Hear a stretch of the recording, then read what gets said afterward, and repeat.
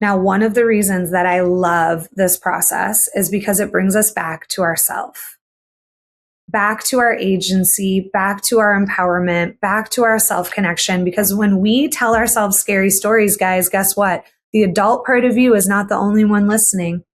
You got an inner child, an inner teenager. And trust me, if you sit a young kid down and say things like, he didn't even care about you when they're grieving and in pain or in transition, or we say things like, you are never going to find another partner. It is over for you. That doesn't help the kid. It doesn't calm down the powerless part in you. It makes them terrified and it makes them panic. And if we're terrified and we're panicking and we don't have an emotionally attuned part of ourself on board, you are going to lean on the patterns and behaviors that you used when you were younger. And this is why you're here. We're here to stop doing that.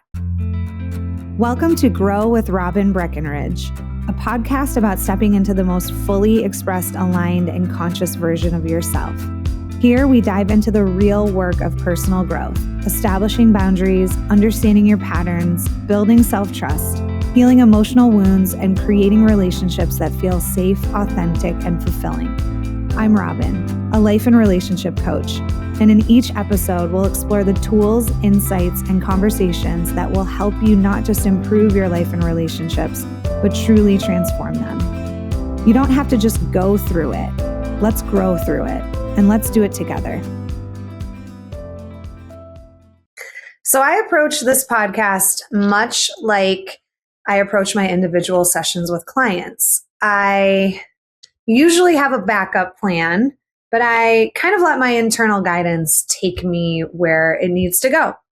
So I had an internal plan for today's episode, and my internal guidance kept taking me back to the topic of your relationship to your thoughts. And that naturally occurred when Mike Morris, my mentor, therapist, spiritual dad, came on the podcast and started this topic. And as I went to move kind of on from the topic, it kept bringing me back to the topic. So today, I want to share with you a tool that has had a significant impact on my life. I've mentioned it before on the podcast, but I have not dedicated an entire episode to it. Now, before I do that, I want to give you guys a quick update if you've been listening to the podcast in order and you listened to the episode with Mike Morris. Mike Morris did have his surgery. There was a significant risk that Mike might have his voice or ability to speak be impacted in the surgery that he had. I am very happy to share with you that he had no impact on his voice. He still has his voice completely intact. And he is out of the hospital and recovering. So thank you all for the prayers and well wishes and positive energy. And let's keep sending them Mike's way because he's got a little bit of a recovery ahead of him. And of course, I'm grateful to Mike for so many reasons, but I'm really grateful he came on the podcast and shared his experience of how our relationship to our thoughts create suffering and ultimately impact the quality of our life.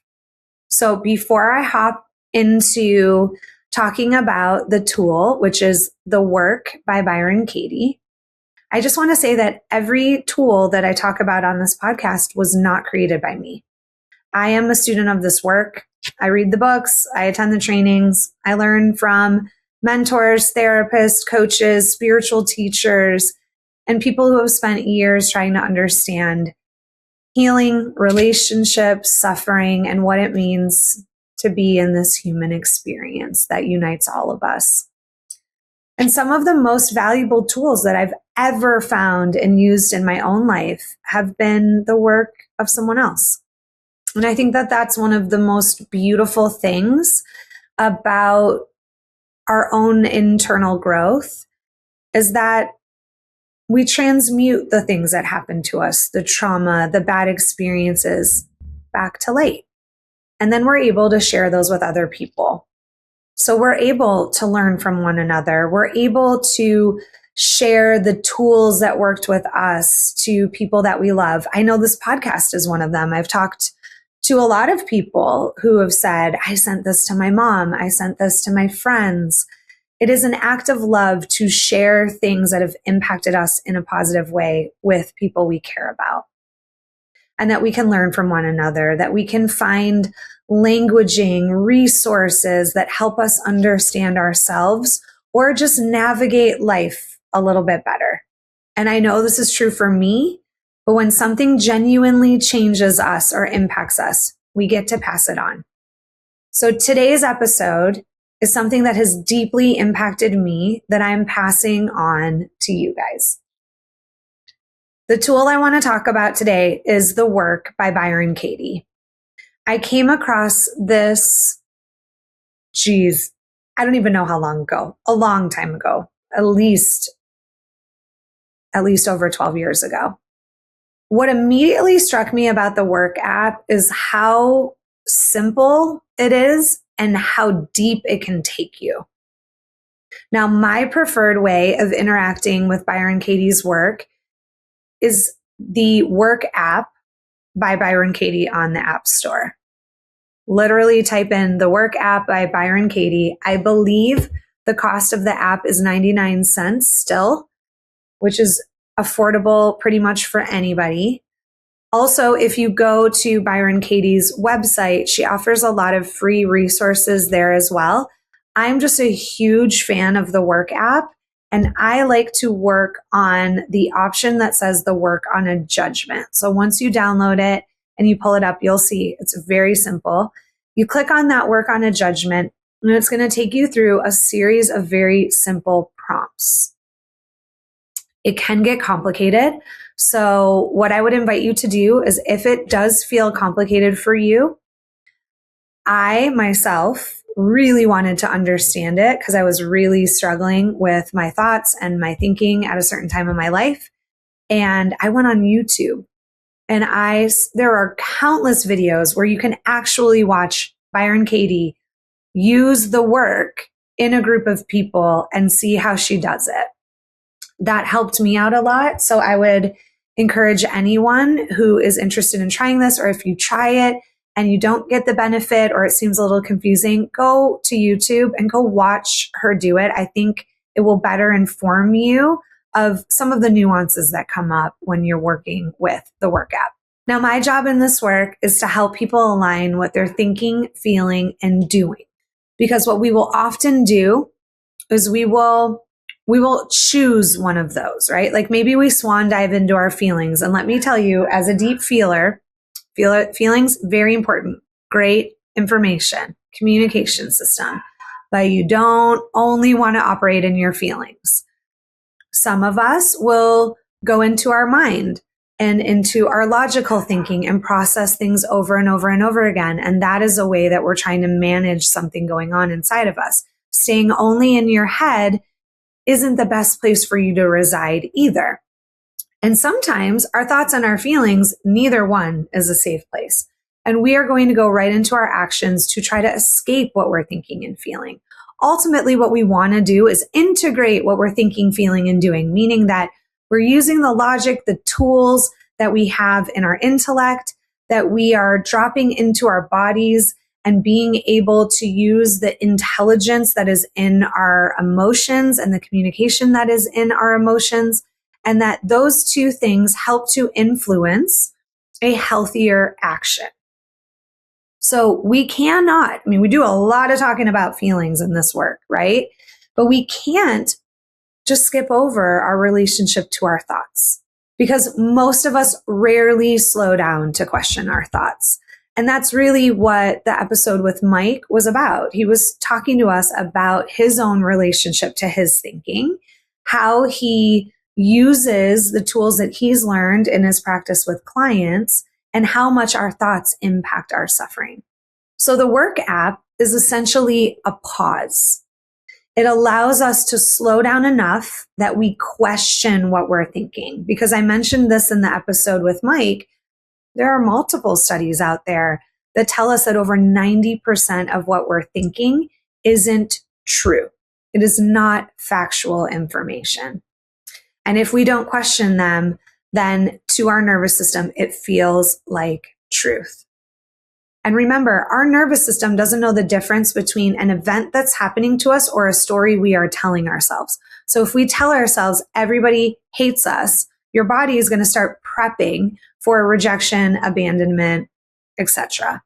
So it is very important that we start talking about your relationship to your thoughts. Do you automatically believe your thoughts? Do you question them? Do you challenge them? Do you get curious about them? Or do you treat every thought that enters your mind as if it's the truth? I think that most of us spend a lot of time believing our thoughts. And over time, those thoughts start to impact the way we show up in our life and relationships. And it's definitely not because those thoughts are true or accurate, but it's because we believe them. And I know that feelings are very complex as well, but most of the time we can identify in a general way that what we're feeling. Like we often know we're angry, or we know we're hurt, or we might know we're feeling anxious or disappointed, but we are often less aware of the thought that came before or after that feeling and the story that we attach to that feeling or that experience. So an example could be a relationship ends and the story we tell ourselves is that we're not enough. Maybe a friend pulls away and the story we tell ourselves is that I don't matter. Maybe a relationship doesn't work out and we tell ourselves, I'll never be chosen. I'll never be with someone again. Or maybe a business struggles or doesn't work out and we tell ourselves that we failed. And the thing about thoughts is that they come so quickly that most of the time we aren't even noticing them. And we don't notice that we're using them as evidence for our own experience of ourselves.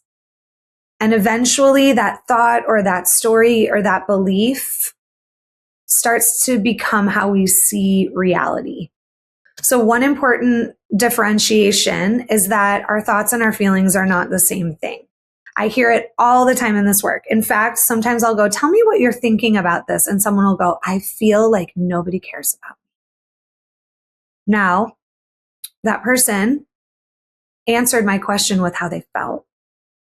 So it's always a great indicator to me where people are operating from more of an attachment perspective, because when we are in more of an anxious attachment, we're going to be more in our feelings.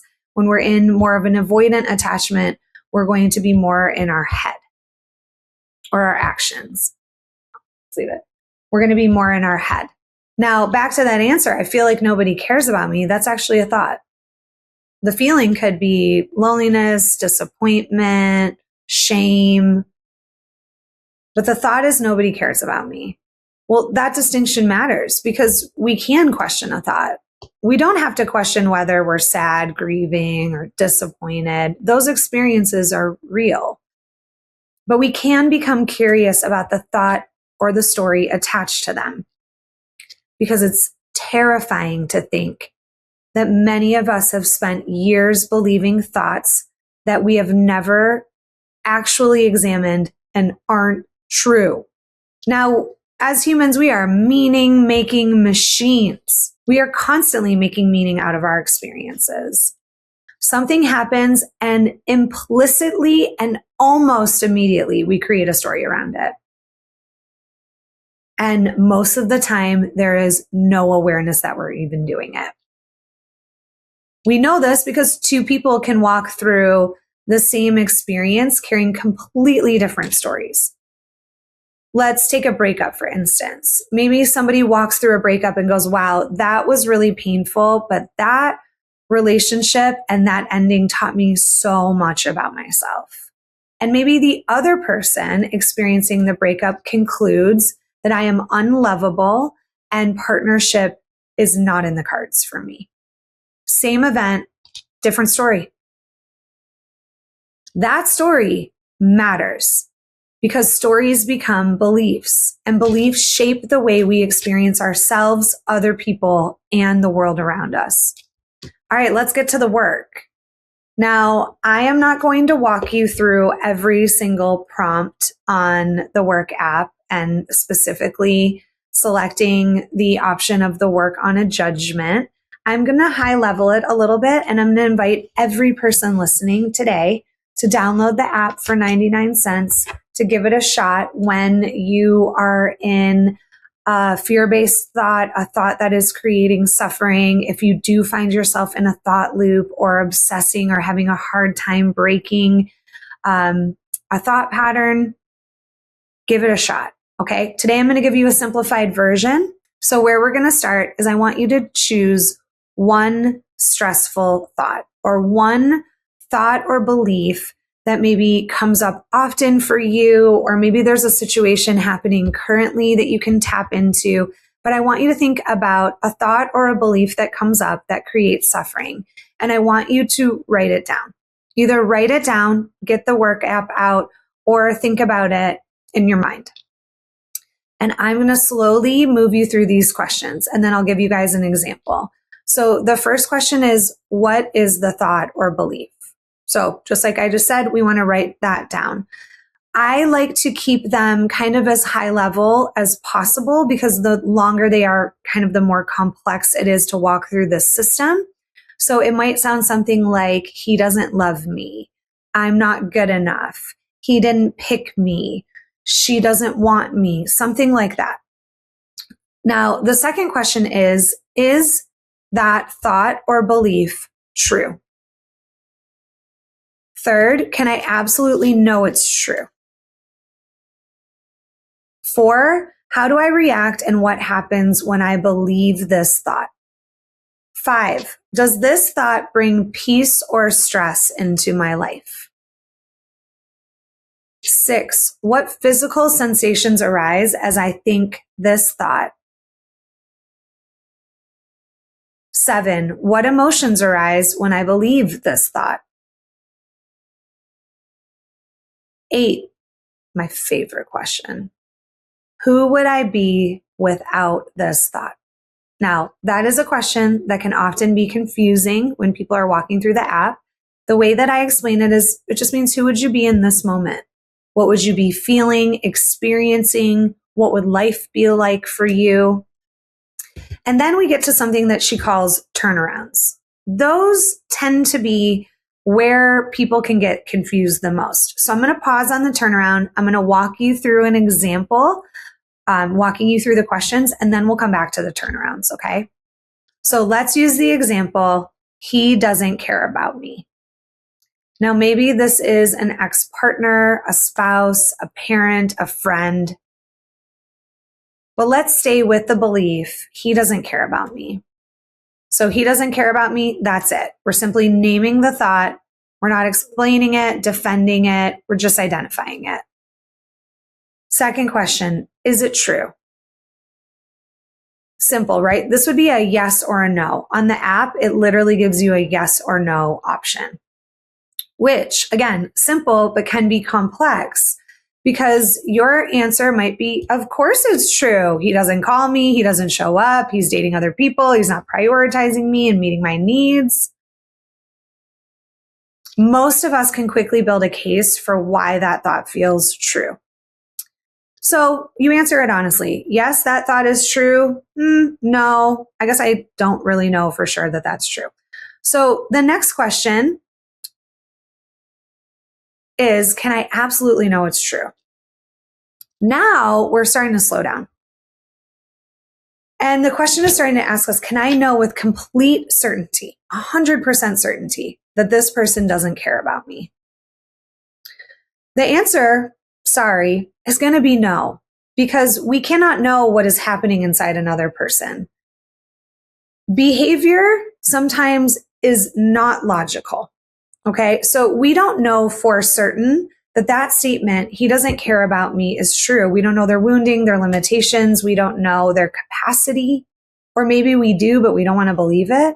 So ultimately, that question is going to lead you to a no answer. And I find that question fascinating because we are on the work app on question number 2. We've identified a feeling. We've identified, is it true? And then we've questioned ourselves, well, can I absolutely know that this thought is true? So by the second question, we are already basically admitting that there is a likelihood that this thought isn't true or accurate. Now, the next question, how do I react and what happens when I believe this thought? Now, this is where, we really start to dig. When I believe the thought, he doesn't care about me, I become hurt, angry. I replay conversations. I stalk them on Instagram. I obsess over what happened. I collect evidence. I turn on myself. I start trying to prove my worth. I suffer. These are just some examples. So you can notice how much happens in your body and in your relationship to yourself when you believe that thought. The next question, does this thought bring peace or stress into my life? Let me tell you, probably any thought that you've identified as being fear-based or creating suffering, the answer is going to be stress, or we wouldn't even be putting it in the app. So again, we have now identified already that there's a likelihood this isn't true. It's creating all kinds of suffering. And the more I interact with the story, the more stress I experience in my life. Trust me, there is nothing peaceful about the story, he doesn't care about me. Next question, what physical sensations arise when I think this thought? This is where we start pulling in your body. When I believe the thought, he doesn't care about me, my chest feels tight, my stomach drops, I feel heavy, I feel tension in my throat, a lump in my chest. Again, we might be feeling some of these somatic experiences in our body based on a thought we've already identified might not be true. Next question, what emotions arise when I believe the thought? Now, for some of you guys, it might be hard to know what feelings are coming up. In the work app, there's a little option to click on a feelings list where you can go through them. There is the feelings wheel, which is all over online that you could access at any time. But what you want to do there is start identifying when I believe this thought, what feelings do I feel? Some examples of he doesn't care about me might be sadness, grief, anger, loneliness, shame, not good enough, rejection.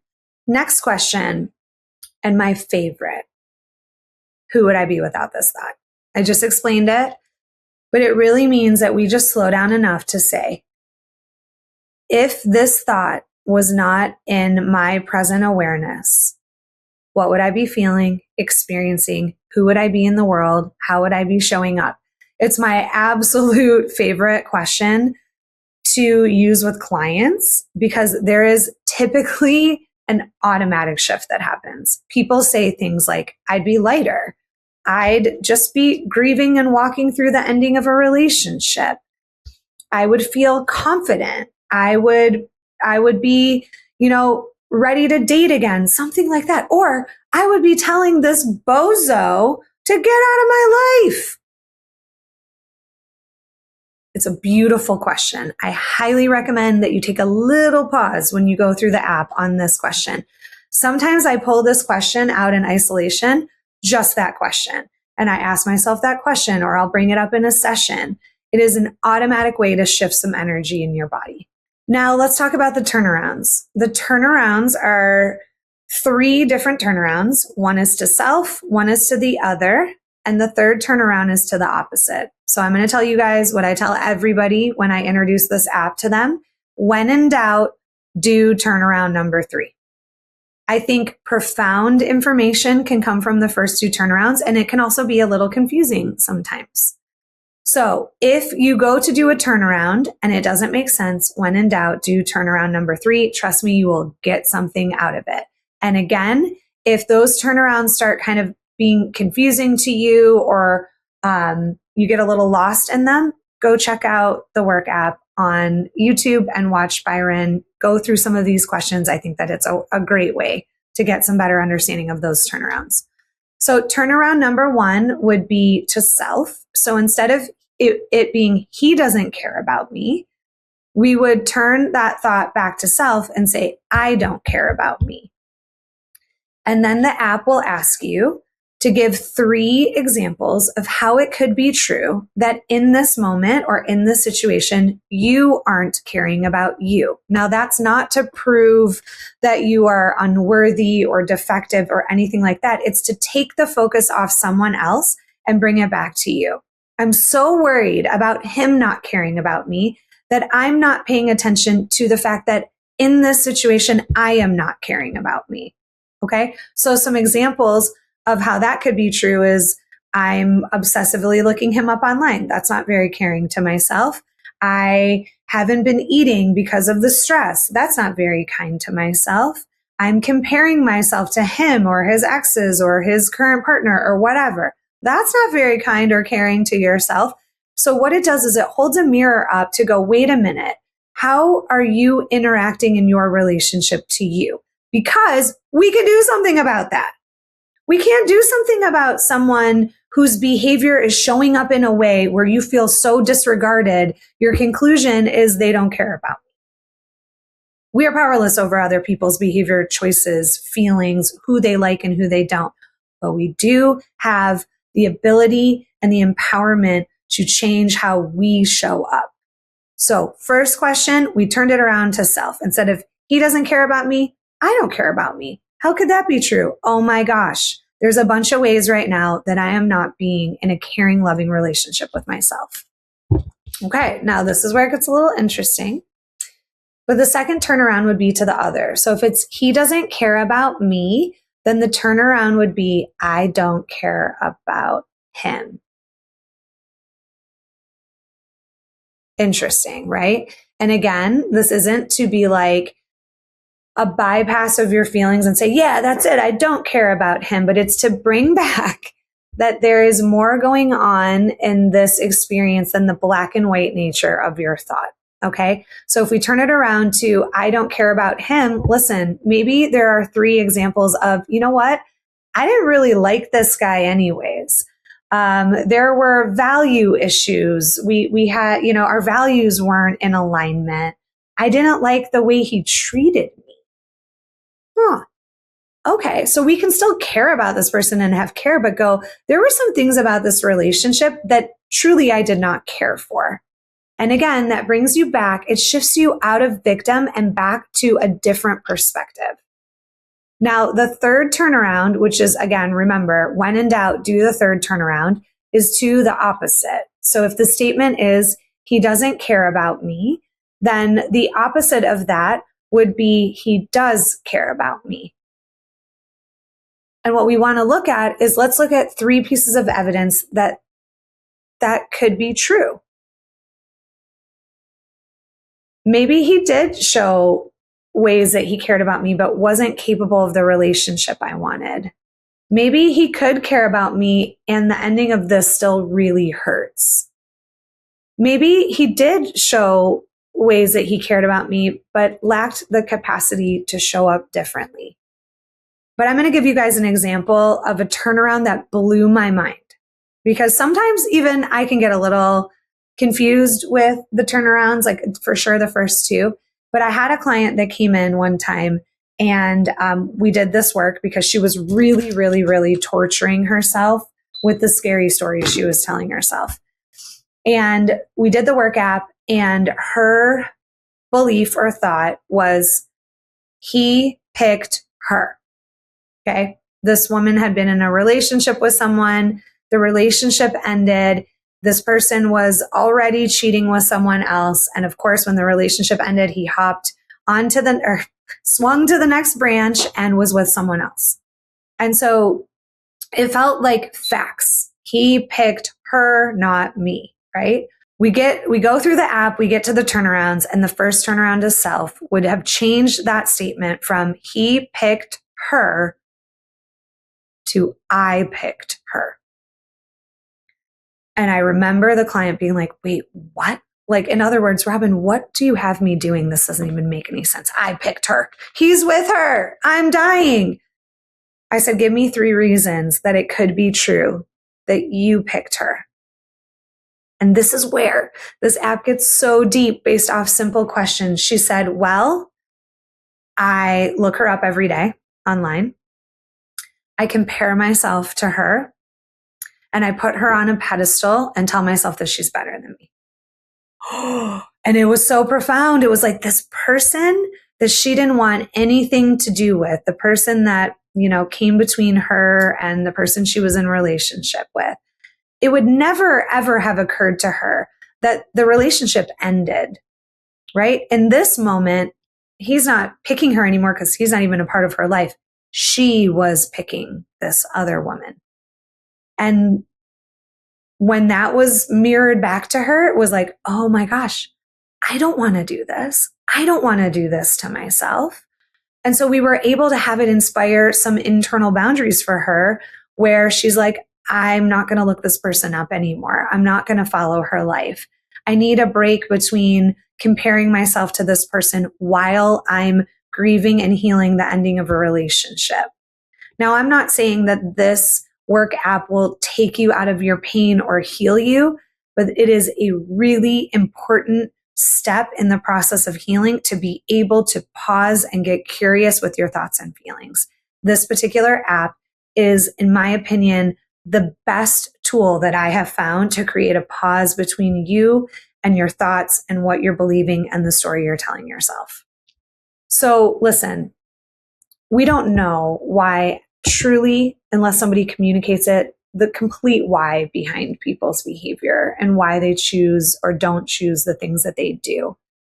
But what these turnarounds are doing is that it's allowing us to depersonalize it in a way that takes us out of being a victim and making everything our fault and goes back to bringing more nuance to the experience. Again, when we are activated, our mind will go into a black and white perspective. Someone cared about me or they didn't. I do not think I have ever had someone come into the work with me where that statement was ever true. Even if it was someone that was, more of a situationship, like if they're calling you, if they're checking in on you, if they're circling back, I'm not saying it's the care you want by any means, but it would indicate that there is some level of interest or care. Okay. So our black and white thinking doesn't tell us the whole story. So when you start doing these turnarounds and we start, bringing the evidence that some of these other things could be true, it just starts to challenge the black and white story that has got you in a chokehold. Now, one of the reasons that I love this process is because it brings us back to ourself, back to our agency, back to our empowerment, back to our self-connection. Because when we tell ourselves scary stories, guys, guess what? The adult part of you is not the only one listening. You got an inner child, an inner teenager. And trust me, if you sit a young kid down and say things like, he didn't even care about you when they're grieving and in pain or in transition, or we say things like, you are never going to find another partner. It is over for you. That doesn't help the kid. It doesn't calm down the powerless part in you. It makes them terrified and it makes them panic. And if we're terrified and we're panicking and we don't have an emotionally attuned part of ourself on board, you are going to lean on the patterns and behaviors that you used when you were younger. And this is why you're here. We're here to stop doing that. So we have talked about your relationship to your feelings, your relationship to other people, your relationship to yourself, and we cannot just override your relationship to your thoughts. So this app brings you back to a place of personal responsibility. It shifts you out of black and white thinking. It shifts you out of your ego being the filter in which you see life, and it brings you back to your own healing. We already know this because so much of our suffering comes from focusing on things that are outside of us. What they did, what they didn't do, what they should have done, what they should have said, how they should have cared about us. And meanwhile, we have stopped paying attention to the way we are interacting with ourselves. And this is why Byron Katie's work and the work app connects so beautifully with everything we talk about on this podcast. Questioning a thought does not mean we are dismissing or bypassing a feeling. Trust me, your feelings matter and they ain't going anywhere. But what we are doing via this work is we're exploring whether the story attached to that feeling or that pain is the only possible truth. So as we wrap up this episode, I want to leave you with this. Every single human being has thoughts that create suffering. Those thoughts can be about ourselves, other people, about our future, about what's happened to us or what should have happened to us. And many of those thoughts have become so familiar that we stop even recognizing them as thoughts or recognizing them as anything that we could actually interact with. They start to become facts. And what I absolutely love about the work app and the work on a judgment by Byron Katie is that it allows you to slow down long enough to become curious and challenge the scary stories you're telling yourself. And not only what you're believing, but what those beliefs are creating physically in your body from an emotional perspective. And again, I high leveled. There are more questions in the app, not many more. So it's not like a super long investment of your time, but it allows you to start getting curious around the story you're telling yourself, what that story is doing to you on an emotional level, on a physiological level, how it's impacting your life. And also, it allows you to get curious with whether or not the story you're telling yourself is true. What I know is that every thought, every belief, every feeling we have deserves awareness, but not every thought deserves belief. One simple act of self-abandonment that happens all the time is that when we are challenged, when we are compromised, when we feel uncomfortable, we leave ourselves or turn on ourselves. It sucks. It makes everything worse. I've said it before on this podcast, but like rejection sucks, abandonment sucks, judgment sucks. The list goes on and on. But it gets intolerable when you reject yourself in the rejection, when you abandon yourself in the abandonment, when you judge yourself in the judgment, etc. So what we want to do is notice the stories that we are telling ourselves. We want to create an ability to pause, which is what this app brilliantly does. And then we want to get curious with whether or not it is useful, benefit, kind, or loving to continue believing that thought or story.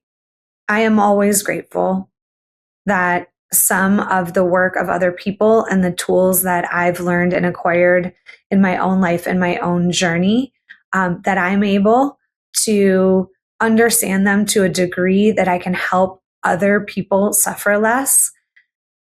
This is one of my favorite tools. I have a lot of pushback on this tool. In fact, probably out of all of the tools that I use in coaching, this one gets a lot of pushback because surprisingly enough, sometimes we want to stay in the story. Sometimes there is a part of us that is somewhat addicted to the suffering or being a victim. And so sometimes I'll suggest it to people and they will be like, oh yeah, I didn't do that. Or like, yeah, it didn't make sense to me. And then there's other people that it's profound. I still use this app. I think that it would be an app I would suggest that you keep on your phone forever. And in fact, I had a client one time who I suggested that he use the app because he was going through a breakup and there was a lot of grief and he had a lot of resistance to it. And then he called me and he said, I was sitting in the In-N-Out drive-through and, if anybody's been to In-N-Out, sometimes you sit there for a little while. And he said that he was really just, the thoughts were really kicking his butt and he pulled out his phone and he did it. And he was like, Robin, you were right. That thing's really helpful. And it was so funny because he fought me on it for so long. So even if you have a little bit of resistance, keep it on your phone. Go back to it. Like I said, there's beautiful information out there. And Byron Katie is an amazing spiritual teacher who does not gatekeep her information. So go check her out. Go check out the Work app. You can just go to the App Store and download it. You can go to her website. I would say any resource that she has is probably helpful to some degree. This is just my personal favorite. Thanks again for being here. And as always, let's all keep growing. I am. I'll see you next week. That's it for today's episode. Thank you so much for being here and for doing this work. If this episode resonated with you, I'd love to hear your thoughts. Come connect with me over on TikTok at Robin Breckenridge or Instagram at Coach with Robin, where I share even more insights, tools, and conversations around boundaries, self-trust, relational healing, and so much more. And just a quick reminder, this podcast is for educational and personal growth purposes only. The insights and tools I share are based on my experience as a life and relationship coach and are meant for general guidance. Each person's story is unique, and the nuances of individual experiences can't always be addressed in this format. What's shared here may not be applicable to every situation, especially those involving abuse, oppression, severe mental illness, or systematic harm. If you or someone you know is in crisis, please seek support from a qualified mental health professional or emergency resources. Thank you for listening and for showing up for yourself in this way. Take care, and I'll see you next time.